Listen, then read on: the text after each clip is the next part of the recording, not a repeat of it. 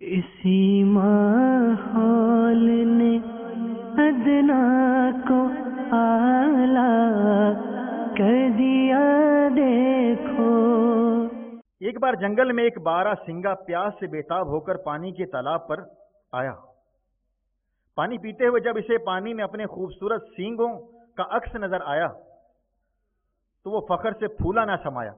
یہ بارہ سنگا ہرن کی طرح ہوتا ہے جس کے سینگ بہت زیادہ ہوتے ہیں۔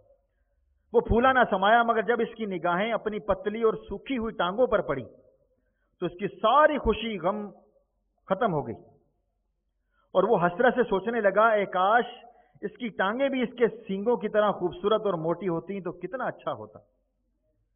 ابھی وہ انہی خیالوں میں گم تھا کہ اسے شکاری کتوں کے بھونکنے کی آواز سنائی دی۔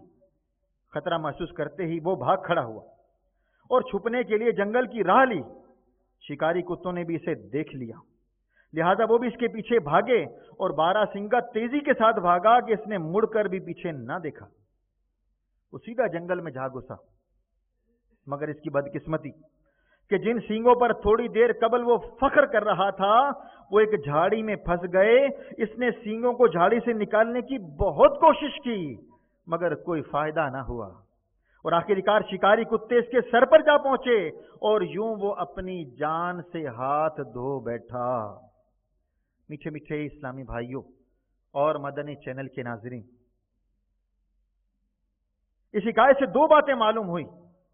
پہلی یہ کہ ہر چمکتی چیز سونا نہیں ہوتی، اور دوسری یہ کہ اللہ عز و جل نے دنیا میں ہر شے کو ایک خاص حکمت کے تحت پیدا فرمایا۔ جن سینگوں پر اسے ناز تھا وہ اس کی جان کے خاتمے کا سبب بن گئے۔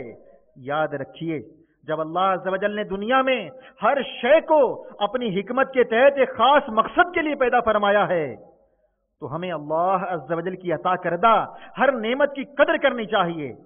کبھی بھی کسی نعمت کو حقارت کی نظر سے نہیں دیکھنا چاہیے، خواہ وہ ایک پتھر ہی کیوں نہ ہو، کیونکہ مذکورہ بارہ سنگے کی طرح جو شخص اللہ عز و جل کی عطا کردہ کسی نعمت کو حقارت کی نظر سے دیکھتا ہے یا اس کی قدر نہیں کرتا، وہ ہمیشہ نقصان میں رہتا ہے، بعد میں پچھتاتا ہے، مگر اب پچھتائے کیا ہوت جب چڑیاں چگ گئیں کھیت۔